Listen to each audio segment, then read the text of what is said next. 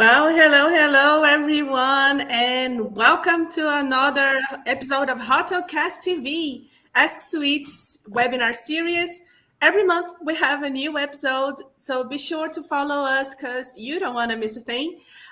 In case you haven't heard about Ask Suite yet, Ask Suite is the world leader in omnichannel service platforms for hotels, chains, and resorts, unifying all traveler communications in one place. Ask Suite is also a three-time award winner of the prestigious Hotel Tech Awards. And Hotelcast, our podcast, was named the second best hospitality podcast by the International Hospitality Institute. That's pretty cool. Thanks, everybody, and thanks everyone that supports us and support our content. Very happy about that. If you want to learn more about Ask Suite, just follow us on LinkedIn. We post there everything from webinars, podcasts, events, and a lot of good content about the hotel industry. So, okay, today's webinar is about direct bookings KPIs, how to measure the right ones. This is a good question because I think every hotel wants to increase direct bookings, but many times they actually don't know how to do it. So if this is your problem, worry no more. I have here with me a global panel with experts, and they are here to show you the path to more direct bookings. They will also they'll also tell us which metrics hotels should keep track of to improve the direct booking performance. So I highly recommend that you stay with us through the entire webinar. I see that people are starting to join us, so I'm going to say hello again and welcome. My name is Paula. I'm the content coordinator at Ask Suite and the host of this live show. Please let us know from where you're watching the show. It's always cool to see how global we can get. Write your comments, ask your questions to our guests in the chat. The chat is there for a reason, to interactions. We love interactions, so don't be shy. Okay, we have a lot to cover today, so I'm gonna just start saying hello to our four special guests that you already see on the screen. I'm gonna say hello to them real quickly and let them introduce themselves to the audience. So first we have Laura Ruggiero, Business Development Executive at Cendyn. So hi, Laura. Welcome to the show. Very nice to have you here today. And could you please introduce yourself to the audience very briefly? Absolutely. Thank you so much, Paula. It's a pleasure to be together, and thank you for the invitation. So yeah, very briefly, my name is Laura, and I'm the Business Development Executive for Market Manager for Europe here at Cendyn. And for those who don't know Cendyn, we are a data-driven digital marketing platform powered by real-time travel intent data. And we basically work with hotels specifically to support with our bookings. So it's exciting to be here to discuss this topic today. Thank you so much. Thank you, Laura. Hi, Hannah. Hi, everyone that is joining. Our next guest is Mikael McCartan, Chief Growth Officer at Atomize. Actually, Mikael was one of the guests in our podcast, Hotelcast, long time ago, right, Mikael? So welcome to the show. Thanks for this collaboration. And could you please also tell us a little bit about yourself? Sure. Thanks, Paula. Great to be here. Thank you very much. Nice to see everyone. So I'm the Chief Growth Officer at Atomize. Atomize is the lean revenue management company. We basically the only revenue management system provider that does real-time optimization based on real-time changes in market demand. So we ensure that hotels are optimally priced every second of every day for every room type. Nice. Thank you so much, Mikael. And next, let me welcome Mikael Fries. I'm going to say in English. Sorry, Mikael, Senior Director of Business Solutions at Cendyn. Thank you so much for being here with us today. And could you also share a few words about yourself? Yes. Well, first of all, Paula, thanks for having me here today. As you already mentioned, my name is Mikael Fries. I am working at Cendyn as a Senior Director in the Business Solutions team, and I'm helping out customers all around the world, based in Munich, though. Great. Oh, thank you so much, Mikael. And last but not least, let me say hello to David Byrne, VP of Sales and Partnerships at Ask Suite. Thank you so much, David, for sharing the stage again with me.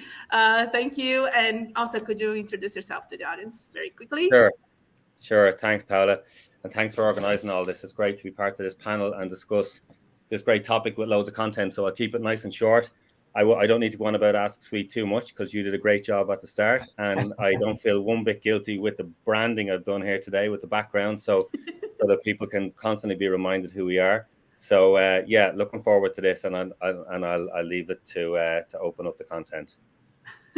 Thanks, David.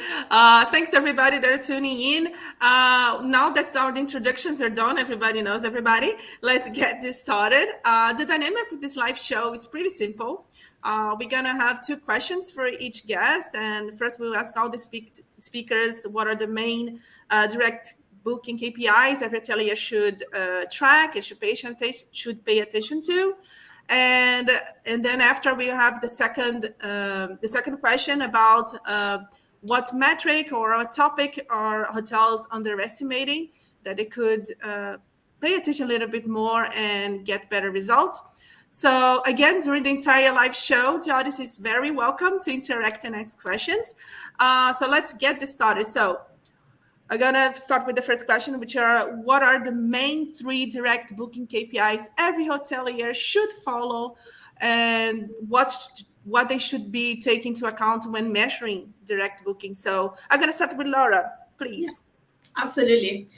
Thanks so much. I was thinking about a little bit what to discuss today, because obviously we all know about metrics and KPIs that everyone always keeps in the back of their mind to measure success. So we're talking about site visits or how many conversions we are getting, what's our direct occupancy rates, which are all very good KPIs to obviously keep track of. But I just wanted to take a step back, because obviously, yes, the majority of people that will visit our website will learn a little bit more about us, but are we sure that those people will actually end up booking with us? So it's important to think about adopting a strategy that will be based on driving qualified website traffic, because we want to make sure that it's not just about the quantity, but it's the quality of people that we are driving to the website. So for example, here at Sojourn, by leveraging the real-time travel intent data and our database, and of course the organic traffic of the website of each hotel, we can really familiarize with the potential customers that have never been introduced to the hotel, for example. And then obviously in that case, when you activate a strategy, a digital strategy, that would be highly qualified towards those people that are searching for a similar hotel to yours, and you want to make sure that you are capturing that booking in real time, and you're capturing the desired traveler, really.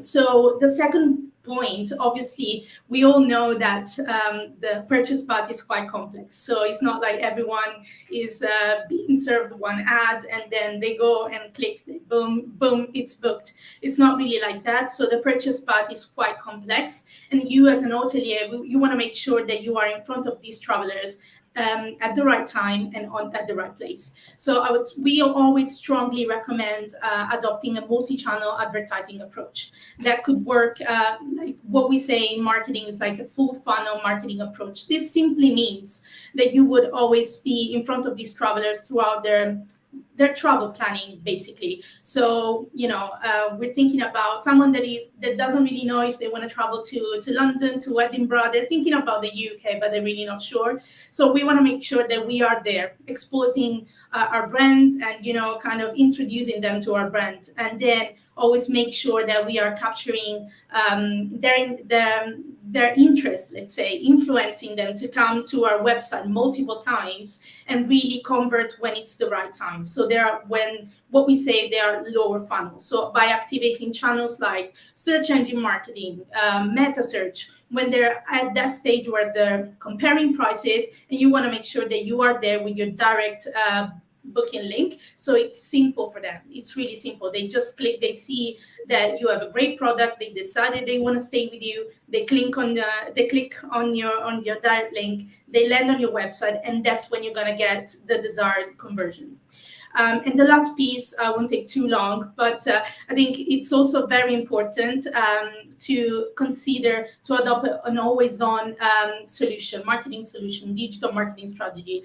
And the reason why I'm saying this is because obviously we've seen a great success this summer. So every hotel was fully booked, everyone was very happy. So obviously the priority wasn't really thinking about, okay, I need marketing right now because my hotel is fully booked. Why would I even advertise in front of these people? Yes, it might be true for the immediate future, like people that are trying to book today for tomorrow, and you might be fully booked. You don't want to be in front of those people because they can't book.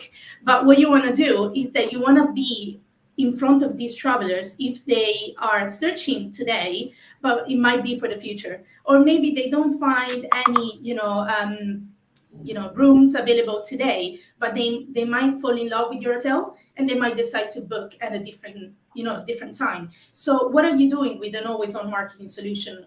You are making sure that you are always in front of your desired travelers. You are working on your brand awareness, recognition, website traffic. You're getting all those people engaged. So when they're ready to book, they're going to know who they want to book with, and they're going to come directly to you. They're not going to go onto a third-party platform like an OTA, for example. Because what happens is, even if the OTAs are quite important for our industry, let's face it, what happens is, even if you've done all these great marketing efforts and they know about you, but they see the OTA first, they're going to end up on that platform. And that doesn't guarantee that in the pool of hotels listed, they're going to book with you. They might be engaged by another hotel. You might ending up losing that booking and losing the money that you put into your digital marketing efforts. So I think these are quite interesting points that I wanted to highlight today in response to your question.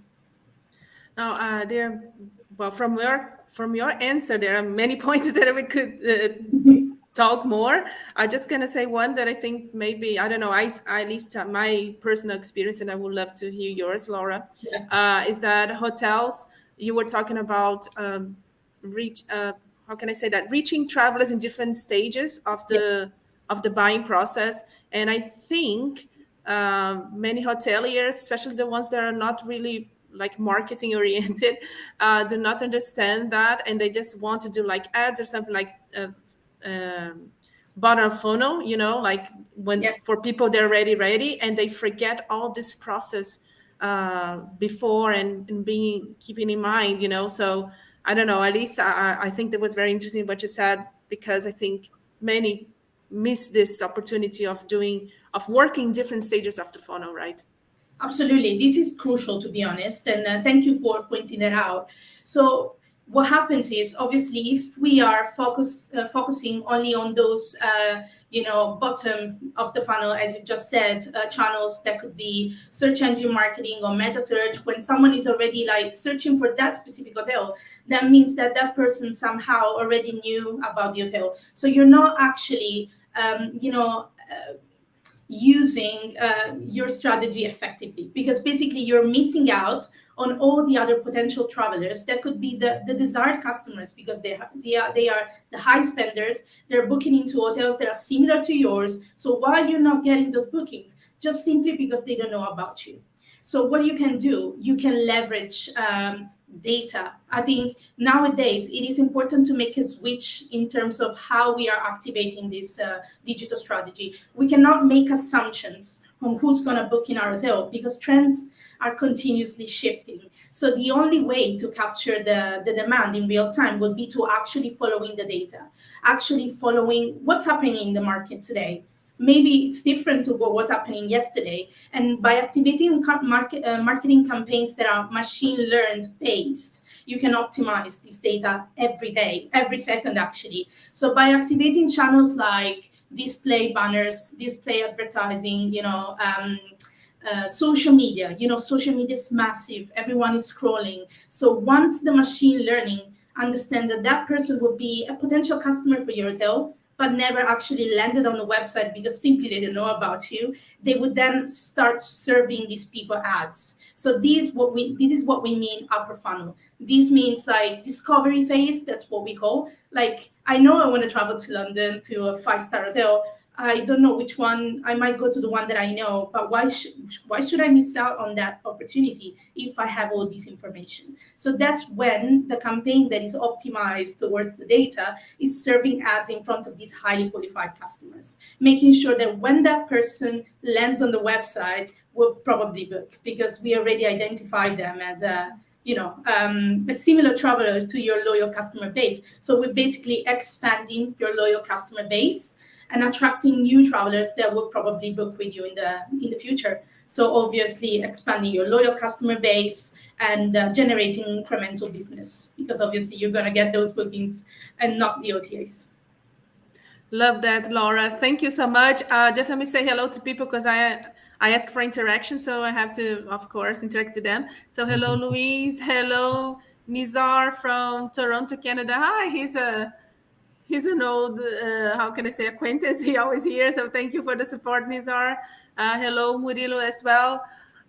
Okay, so next we have David. Same question. The main KPI, direct KPIs. Do you think direct bookings KPI? Sorry, that you think hotels should follow, track, and so on? Yeah, sure.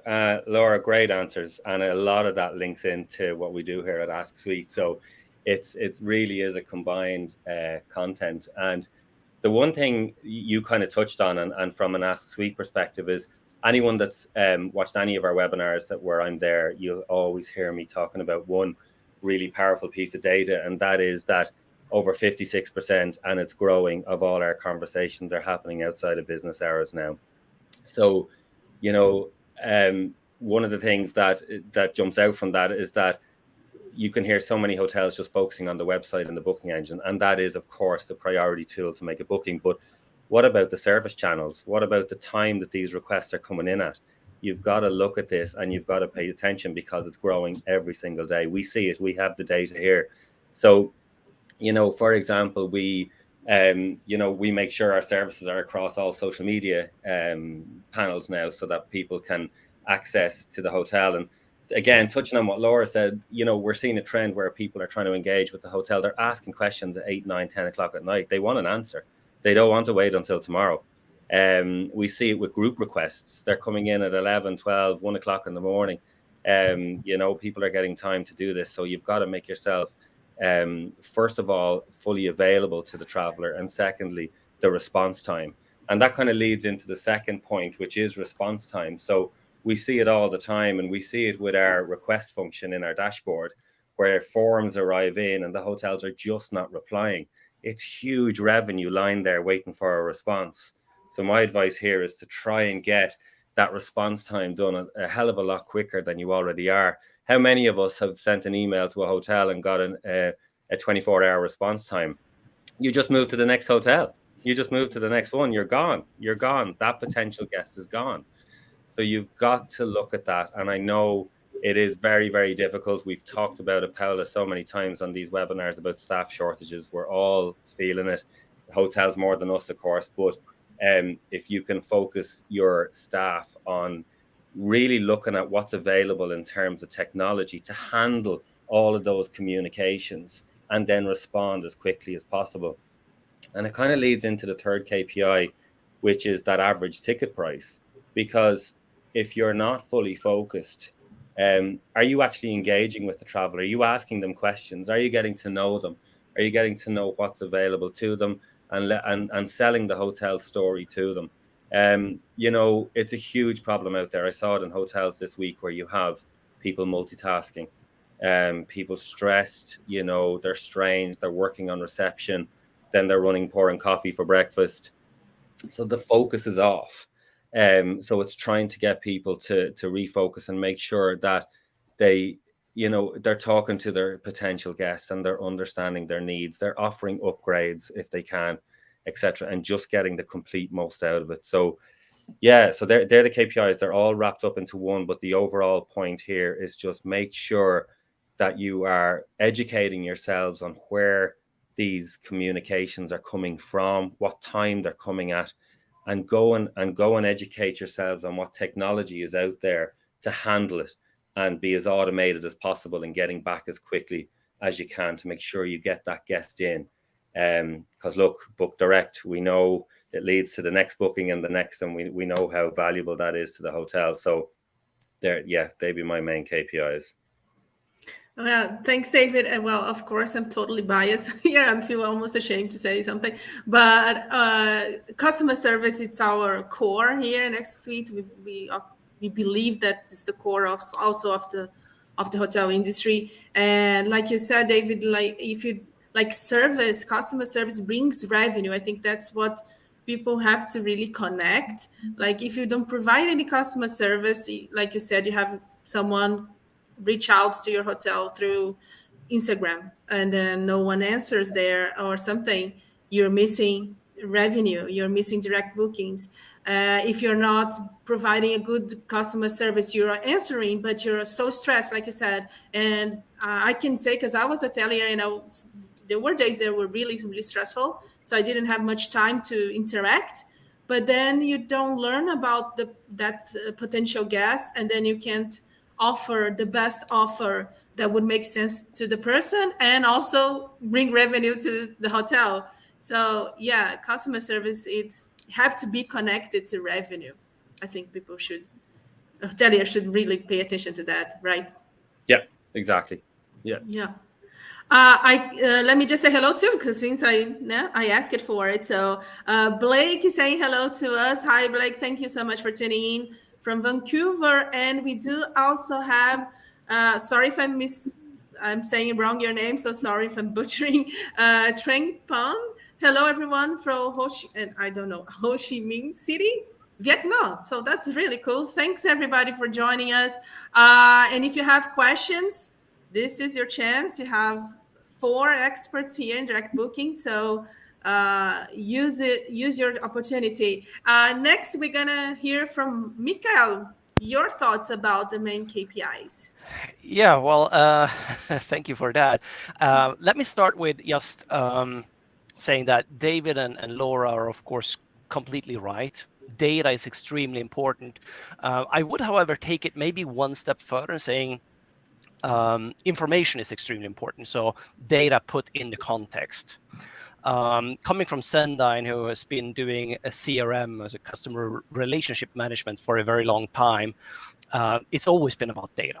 But we have transformed over the last few years, and even at a much faster pace during the pandemic. So we merged with a number of other companies in the hospitality space, like NextGuest, Pegasus, or Digital Hotelier.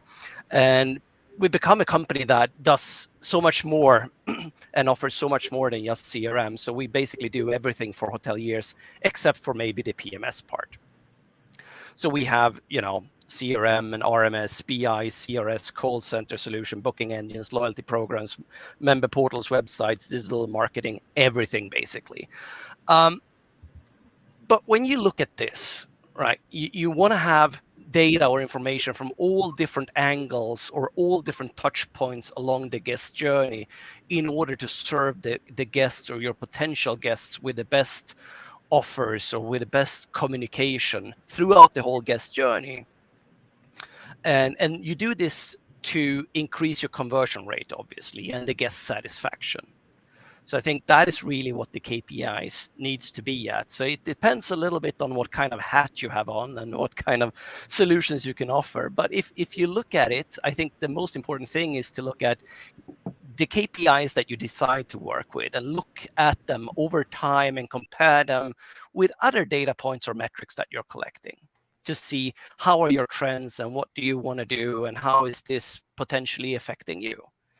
If we go back to the question that you had, Paula, here about the KPIs, to me, the most obvious KPI to work with is, of course, looking at OTA bookings versus direct bookings, and look at that both from a revenue as well as a numbers of bookings point of view, and that you take a holistic approach to make sure that the KPI is really covering the website, call center, front desk, VIP service, concierge service, and so on, to understand really how big of a role the OTA plays for you or in your mix, and what drives your guest to book with the OTAs or book with you. you can use a loyalty program maybe to drive more direct bookings, or campaigns that targets OTA bookers specifically to make sure that they get this first booking with you, and then you can try to really hook them up and turn them into direct bookers. Another KPI that I think makes sense, and this goes then a little bit towards what Laura was talking about. So if you look at website bookings, so look at a KPI for website bookings versus the abandoned bookings that you have on the website. If you have a high exit rate, meaning bookings that aren't really completed, that may indicate that your booking process is outdated, or that the website that you have needs to have a refresher. If you look at recent studies on average website conversion rates, if you want to trust averages, then those are typically saying that about 2% is the conversion rate on websites over average, and that is of course something that we can improve, and we can do this by having good websites. A good website is a living organism that where you have regular content updates, where you have offers that are changing and coming there, maybe personalized offers even. Design needs to change every 3 or 4 years or so probably, but the personalization is really important, as this is the first impression that the guest or your potential guest is getting from you. And if you can combine this with marketing email campaigns or digital marketing campaigns to really drive people to your websites, then that's ideal, really, from my point of view. If you would push me for a third KPI, I would start looking at the number of direct bookings and look at it from a perspective of first time or new bookers versus repeat guests, and see then what kind of rate codes are they using when they're booking with you. Are the bookings coming through special campaigns? Do you have discounted offers, or are these full rate bookings?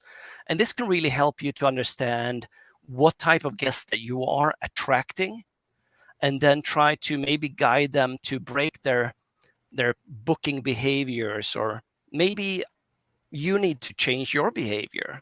Maybe you need to focus on other guests, or change your business model a little bit as well, because the data points can tell you quite a lot of information. So I think that would be my 3, if you would force my hand, so to say. I'm sorry to put you in a hot spot, Mikael. No, those are the things that I would look at. But it really depends on your situation, what kind of business you have, and what kind of guests you have. Yeah. I mean, there's some hotels, they don't have a whole lot of OTAs. Others are fully depending on the OTAs. Yeah, no, that's true. There's no one recipe fits all kind of thing. And I just wanted to go back to one thing that you said, Mikael, that I think it's quite important. And I also maybe not every hotel pays attention to. You were talking about the importance of a good hotel website, so they don't abandon. But the thing is, Mikael, I think hotels, of course, you have, and it's very important how the website is designed and how it works. But also, one thing is like how long they take to load. Like when you're trying to. Yeah.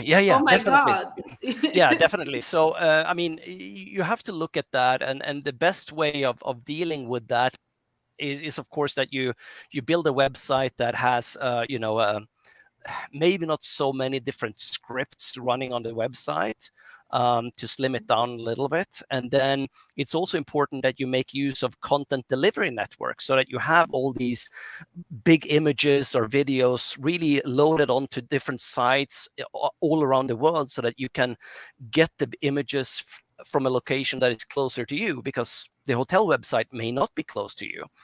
And this is extremely important, because when we're talking about hotel websites or hotels at all, we're selling a dream, we're selling an experience, which means that we're often using large images or videos in order to do this. So yeah, fast loading times is extremely important. Content delivery networks can help with that. Yeah, exactly. We don't wait for nothing anymore. We don't wait for No, service. We we don't are wait for a impatient. website. Yeah, yeah. We are We impatient. exactly we want it now. And another thing too that you mentioned that I really want to quickly mention, probably Michael could also, it's revenue more focused, could say something. You were talking about the importance of context in data. And I think in a world full of data, it's really extremely important, because I think now I see some hotels, YouTube maybe can add something. I see some hotels that actually collect data. They just don't know what to do with it Yeah, or how to interpret it. I think that is a general problem that the industry has had for many years. So either you're either not doing anything, and then you're basically you have a challenge, right? Or you have started with a CRM solution of some kind, maybe a few years ago, and you're just collecting data and data and data, but you're not really using it to anything. And then GDPR came around, right? And everyone started talking about data privacy and the importance of that, and then you realize that, hey, 80-90% of all the profiles that I've collected, I don't have consent to use those for marketing purposes, which is an extremely big challenge, right? So it is important that you collect data about your guests, try to understand what they're really interested in, when they are interested in that, so that you can market to them in a smart way. Because we have different roles. We have private roles and we have work roles, and I may have different requirements when I'm going with my family versus when I'm traveling for work. So I need to have that aspect into the mix as well. And again, as Laura and David was looking at, really use the data that you have. So if you have data in your CRM, for example, and you have consent to use that data for your social marketing activities, not only to target them, but to create lookalike modeling, to target profiles that are similar to the ones that you have. Use that for Facebook, Instagram, and what have you. That is something that can also help quite a lot. Yeah. Any thoughts, Michael? I think you Atomize works closely to revenue managers and stuff. Are they lost with with all the data, or how it is? Yes. So I think for me, and I'm sort of wearing my consumer hat on rather than my Atomize hat, but they're closely aligned for sure. But I think it's a crime if someone has stayed at your hotel and maybe found you through an OTA, booked through an OTA. That's understandable. The hotel doesn't have the reach in all geographies with to attract guests direct. We understand that. But if someone stayed at your hotel once, you've established a relationship with them. You've gathered information about them, about what they like, what they don't like, their preferences and things like that. This is the data that you're collecting. And if that same person then goes and rebooks your hotel through an OTA, that is a really big missed opportunity. You haven't taken advantage of your existing relationship with that person. So it's about using the data correctly, not only when they're about to book, but when throughout the relationship because you never know when that person's going to come back. But when they do come back, they need to be thinking about booking direct, because you can use that data to provide a much better experience for them, not only during the booking, but also pre-arrival and things like that. So definitely my first KPI is measuring how many repeat guests actually don't book through your website the second time or third time around. The second KPI, which is related in many respects, but it's guests that find you, either through meta search or find you on an OTA and then go and look at your own website and then choose not to book through your website. Again, it's probably not as criminal as losing a repeat guest to an OTA second time round, but if you haven't given someone who's found your website and visited your website a reason to book through your website, then again, you're not understanding that person well enough, and you're not providing them with the information or a reason to book with you direct. They found your hotel, they want to stay at your hotel, but they've chosen to book through an OTA, even though they visited your website. So measuring that and understanding why people are choosing to go through an OTA, even when they visited your website, is my second KPI. And it goes back to using the data in an appropriate way, giving them a reason to book directly, giving them something that the OTAs necessarily can't provide. And then my third one is a little bit off the wall, maybe, but it's cancellation rate. And if someone has chosen to book your hotel through an OTA or direct, but then cancel, why? You have to, obviously there are reasons why legitimate reasons why someone would cancel a booking. But in many cases, people are just hedging their bets and they're booking multiple hotels, and then they're choosing just before arrival, they're canceling. And that means that you haven't done a good job at engaging with them pre-arrival to make your hotel the one that they want to stay at, not the second or third hotel that they've put in their shopping basket as sort of air cover whilst they decide what they really want. So I think it's all about guest engagement. It's all about understanding your guests, and we have varying degrees of information, as Mikael and Laura and David have said. But whatever information you have, you need to use that information sensibly to really give them a reason to book direct, because they feel that you're offering more than the OTA. Yeah, Thanks. and there's a really good study. Sorry, Paula, there's a really good study I read, and it's data plus the psychology behind booking direct as well. And it's really interesting that if we do book direct, we do feel guilty cancelling, whereas with the OTA, we don't. They make it too easy. It's a little bit more difficult with the hotel. And also for a return guest, it's really interesting when somebody comes back for a second time round and they've booked direct, chances are they book for longer, they book a package. So you do get that better experience, exactly what Michael was touching on, yeah. I love that statistic that you brought, David, and I think it's not only because it's easier, but because it gets personal when it's direct. Then I think that's why you become more guilty. I don't know. Yeah. If you bring the revenue management side into, I mean, it's I think every hotelier's dream, certainly every revenue management system provider's dream, to be able to provide the reason to book based on price, where you really understand the guests, where you can start customizing the price. I mean, it happens to some extent, but probably not to the extent that we'd all like it to happen. That's kind of concept of personalized pricing. But it's not only pricing and discount that is going to encourage someone to book direct. There's many, many other reasons. It could be the speed of the website. It could be the complexity of the booking engine. It could be a variety of other things.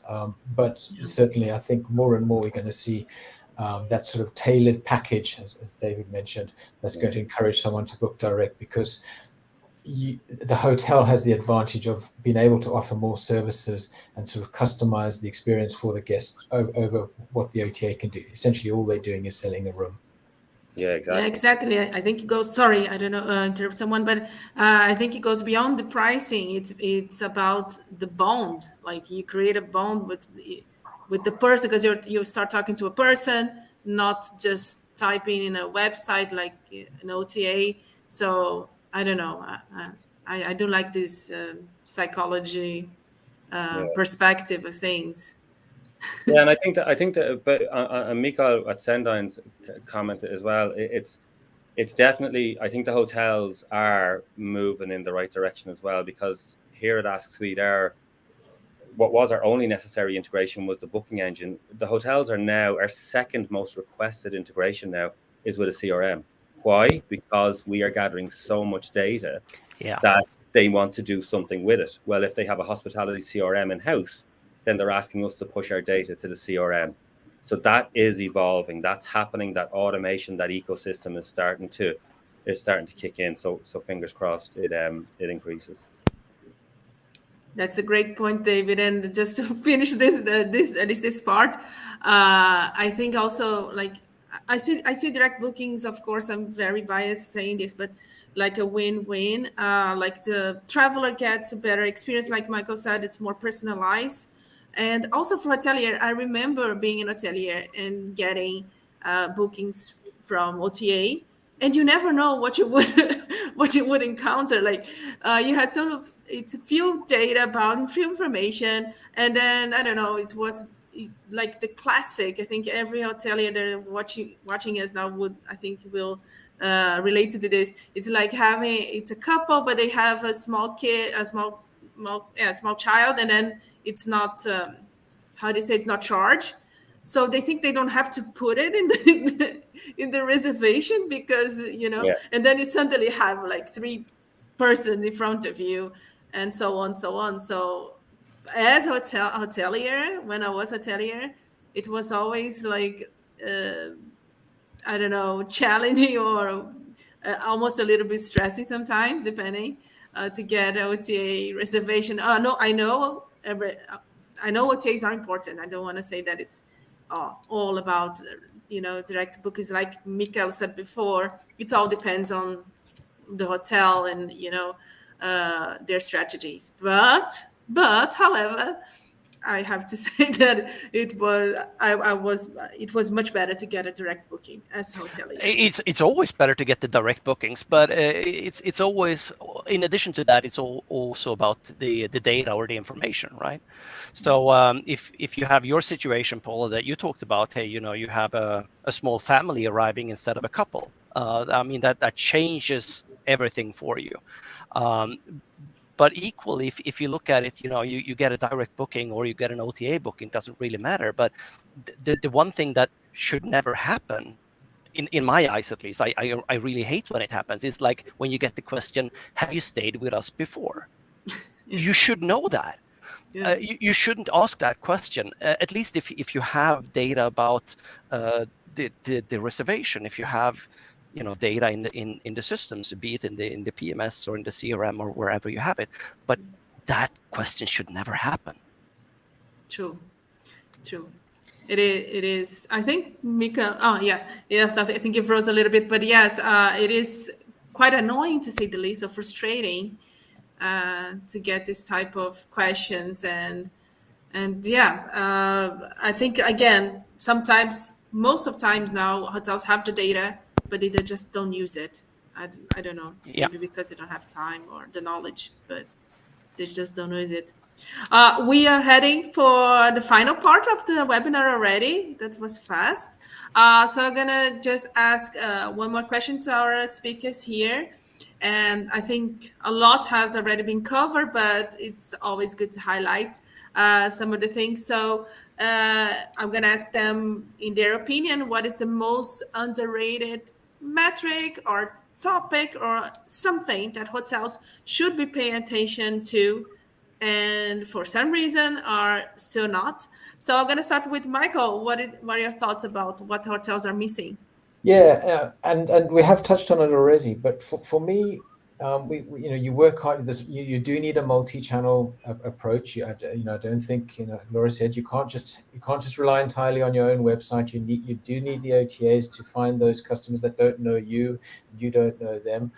But for me, the most important thing is when they do find you, you need to give them a reason to book direct. Whether it's, and like David mentioned, it's not just about the product or the offering; it's about the service. If at midnight, if a customer has a question, you should be able to address it and answer that right then and then, and give them a reason to book directly with you, because you're establishing that relationship.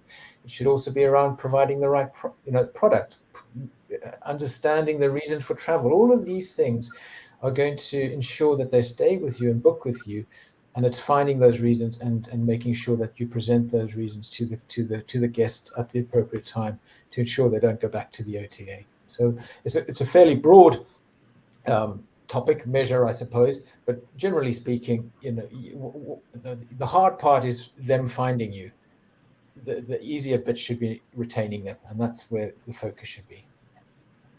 Love that, Michael. Thank you. And Laura, what about you? What are your thoughts? Yeah, I think it's pretty much related to everything that we covered, and we talked about data a lot. And I think what was popping in my mind is that data, what kind of data, and which data can we use, and how can we use them effectively? So it all ties, the conversation to what everyone in some kind of extent was covering today. But one thing that it's being discussed, especially in the digital world, because of course I said we can use data, we can adopt a multi-channel approach, we can touch the customers based on the travel intent or the information that we've gathered. But obviously, as Mikael said, when GDPR came in, we kind of lost a few information, or we couldn't use a few. And this is going to change a lot more. And I'm sure everyone here has heard about it. But if you haven't heard about it, we are going towards a new digital world, which is going to be what they call cookieless, meaning that third-party cookies, which are pretty much the pieces of data that digital marketing relies on to tailor the campaigns and target the right people, these are going to go away. So this is actually, it's been a bit scary for the digital world and for hoteliers. They're like, okay, what do we do now with our digital strategy? Actually, the digital world is getting ready for this. So even though this has been delayed again to 2024, this doesn't mean that you shouldn't look into that. So I think hoteliers should be ready for the change. And the way you can get ready for that is to, continue to build your consent-based marketing strategies, your database, your first-party data that you can collect. So I was talking about this with some of my colleagues, and they provided quite an interesting let's say example of other industries that are working really well, compared to the hotel industry. For example, retail, what they're doing every time you go into a shop and you try to buy something, they would ask you for your email address to just send you the invoice. For them, that's an information on the customer. What's the budget spent? What did they buy? And that gives them information. And this is going to be compliant to GDPR, meaning that the way the digital world is moving towards this is obviously needs to be compliant. So I'm not going to store Laura Ruggiero as the customer, but the way these emails will be stored in a first-party data, let's say, pool that can be used to, kind of build very sophisticated and personalized customer experiences would be by coding these emails. So this is very technical, but I think it's interesting to kind of, just throwing it there and just making sure that hoteliers are up to speed to what's happening in the digital world, because this is a huge part of what's going to drive them incremental business, direct bookings, loyal customers, all where we're trying to discuss today is going to change a little bit. So if we are ahead of what's about to change, that's going to be, roads for success for the hoteliers. Yeah, that's a really great point. I think hotel industry is not really known for being like fast, like forward thinking, and I think we can learn a lot from other industries. And for sure, I think even though it's 2024, I think you said it would be, but you have to prepare and not just wait for it. And it should be a lesson learned by now, because I think with the pandemic and all that, we have to learn. A lot of hotels were forced to embrace a lot of more technology. So why wait till this happen? Like a completely chaos happened to actually change. So that's a great point, Laura. Really enjoy that. And Mikael, let's go to you. Your Okay, response. cool. Yeah, so first of all, I think that if we look at the hospitality industry today, I see a big change. I see a lot of hotel chains investing more in technology because they realize that they are understaffed, they have a high staff turnover, and they really need to get the business and really need to get the business instead of the competition. So they are investing heavily in technology today. So I think there's a trend going on there. I do agree with Michael that we need to get the impression into the guests that when they stay with us that they need to book directly with us, and we have to give them reasons to do so. We need to understand the guests in general, and that's really where CRM plays an important role. And what Laura was talking about goes into the same direction. You need to capture email addresses, you need to capture profiles from guests or potential guests so that you can use that in outreaches that you're doing. So if you, for example, go back to the KPI question, what's the most underrated KPI? To me, that is probably newsletter signups. So the more newsletter signups you have, and the more profiles you create in your CRM, and the more you have, you can do more marketing automation, especially if you start to collect more data about the guests from their stays or from any kind of interaction that you had with them throughout the guest journey. This could be from the website, this could be from, their stays and so on. So when you have the profiles that are filled with more information about their interests and what stays they booked and so on, that means that you can take this information and use that for your campaigns to create more relevant campaigns with the right messaging, highly personalized communication to cut through the marketing buzz from everyone else. And through that, you're getting higher conversion rates. So you need to have that, and you can use this information for any kind of communication you have on the website or on your confirmation emails, on your pre-arrivals, even on cancellation emails. Like Michael was talking about, hey, you should ask the question, why are you getting so much cancellations? That's right, but you can also take a cancellation as an opportunity to market for another stay in the future. So take this opportunity to do that instead of just saying, well, thank you for nothing, right? Use your website in order to collect newsletter signups, either through a sign-up page or through pop-ups, or as we are in this constellation today, I actually will take the opportunity to make a little bit of marketing for Ask Suite. Because we do have a very cool integration with Ask Suite and our CRM, where any kind of leads that are coming in through the chatbot is transferred over to our CRM so that we can use that information for marketing outreach to those guests and hopefully get them to stay and book a direct with us. The most important thing here, though, is that you have to make sure that that you get the consents from those contacts so that you can really use that information. But newsletter signups, either way you can get them, or leads that you're generating from chatbots or trade shows or whatever, that's gold. That's what you need to use. Yeah, and thanks for the shout out for Ask Suite, of course.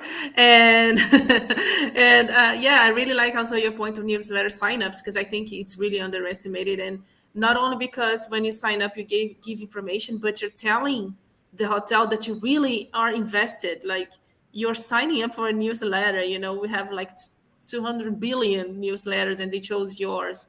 So that should say something, I think, about the engagement or commitment, right? Exactly, and you can also be very tactical when you give them the opportunity to sign up for a newsletter. What is the best time that to throw out that, hey, please sign up for our newsletter? Is that directly when they come to your website? Probably not, because they don't know you. They just landed on your page. But a little bit in, or when they have come to your website maybe for the second time, use that in order to trigger the pop-ups for signing up for the newsletter, because that means that they are a little bit more interested. They come back to your page. So you can use that in combination with personalization on the websites to really drive up that engagement rate and newsletter signups. We've seen that with a lot of customers that had special campaigns where they really did target that, and they got like 500-600 times more signups than usually. Nice. Yeah, timing is everything. And so I'm gonna give the word to David. David, your last thoughts about underestimated or underrated metric or topic, something like that. Yeah, there's one top of the pile for me, and that's staff. I'm really strong on this point. I see it when I'm in the hotels. I get the pressure they're under, but all hotels are recruiting right now. If there's good quality people coming in, they are the future of your hotel. So make sure you're training them to really get the best out of them. And let me create the example for you. You've got somebody behind the reservations desk. They're doing check-in, check-out, and they're also taking inbound inquiries via email, via phone. How do you measure that based on KPIs? How do you see how good they are at conversion? You don't. They're multitasking. That you can't get the best quality from them. So where it's possible, focus your staff, especially when it comes to handling inbound inquiries. So if somebody is really, really strong on the phone at turning an inquiry into a 4-night stay, then work with them, sit with them, focus on that. And it's the same with email. It's the same with all inbound communications. Just try your best to focus them on what they're good at. And you will get the best, and you will get more revenue. You will get repeat guests. And then, that goes with Sojourn's, Cendyn's, Atomize, Ask Suite products. We've got all these fabulous products for you, but you've also got to get staff to manage these products, to get in and get the best out of them too. So you got to start at the very base, and I know it's tough, but focus your staff, and you'll get a long-term goal out of it for sure. Yeah, multitasking might seem great, but sorry, Michael, go. No, I was just saying, David earlier spoke about the ecosystem and how he's integrating with CRM, and I think that relates to the staffing point he's just made as well. You need technology that is integrated, that basically removes redundant, repetitive, and brainless tasks from the staff, so that they're allowed to focus on the things that humans do best. Empathy and understanding and true hospitality, and not being bogged down behind computers and stuff like that. There's technology now, and technology in an ecosystem that allows a lot of those types of tasks to be automated and done 24/7. Yeah, definitely. Human is the most valuable resource you have. You should use it wisely and where it adds actually value, for sure. Yeah. Okay, I think that's it, everybody. I think we managed to wrap it up on time. I hope you enjoyed this live show. And before we say goodbye, I want to say first thank you to each of my guests. So starting to Laura, thank you so much for being here today, Laura. And also, how can people reach out to you or to Cendyn or Sojourn, sorry. No worries. I mean, we kind of one thing now that we discussed how integrated we are. But yeah, basically, feel free to reach out to me via email and Sojourn simply. So we also, I can just, while the others say their goodbyes, I can share my email address. And if you miss that, you can always reach our website, which is simplysojourn.com. There is obviously a contact button, and obviously we will come back to you as soon as possible with any questions. It could be related to anything we've discussed today, cookieless, and how the technical thing that I mentioned works, anything. So thank you so much, Paula, for having us, and thanks, Ask Suite. And it was a pleasure to be together with you, and also Cendyn and Atomize, Michael and Mikael. Lovely to share this space with you guys. Thank you so much. Thank you, Laura. You're very polite. Thank you for forgiving my mistake. So I want to also thanks Michael for being here today. So thank you so much, Michael, again for this collaboration. And same question goes to you. How can people reach out maybe to you or to Atomize? Michael at atomize.com, and obviously atomize.com is the website, and LinkedIn, of course, is available there. LinkedIn works for most of us, at least. Yeah, exactly. I'm on LinkedIn too, by the way. Good one. Thank you so much, Michael. And thanks, Mikael, for being here today. Tack så mycket. How can our audience reach out to you also, and Cendyn? Well, apart from the fact that Laura is going to forward everything to me then, as she said. LinkedIn is a perfect place, or you go out to cendyn.com or reach out to any of our local offices around the world, or if you want to reach me specifically, then Fries at cendyn.com, and I will be happy to help you. Thank you so much, Mikael, and thanks, Nizar, saying great show. Thanks, Paula, and your wonderful guest. Thank you, Nizar, for being here again with us. And finally, last but not least, David, thank you so much, my dear colleague, for being here. And how can people reach out to you? I think it's LinkedIn, maybe. I don't know. I live on LinkedIn. I've even got an orange t-shirt on LinkedIn with a suit jacket over it, so it's kind of smart casual, but still advertising the brand again. So you can find me there, or if you're ever in Ireland, just ask. Somebody will know me somewhere. I'm playing tourist card on that one. So And no, look, thank you to Paula for organising this, as always, to our co-panelists for taking the time, and to people who are watching and listening and who will watch the recording. We do really appreciate it. So it's been a pleasure. So thank you. Thanks again, all the guests, and big thanks, of course, to our audience. Thank you for tuning in. We really appreciate it. And if you are interested in Ask Suite and our solution, if you have comments or if you have questions about your product, feel free to visit our website, asksuite.com. And also, I am also on LinkedIn, and I am very addicted to it, unfortunately. So you can also reach out to me as well. I would love to hear your feedback. So that's it, everybody. Thanks so much. And I see you next time. Bye-bye. Bye-bye. Bye. Bye. Bye-bye.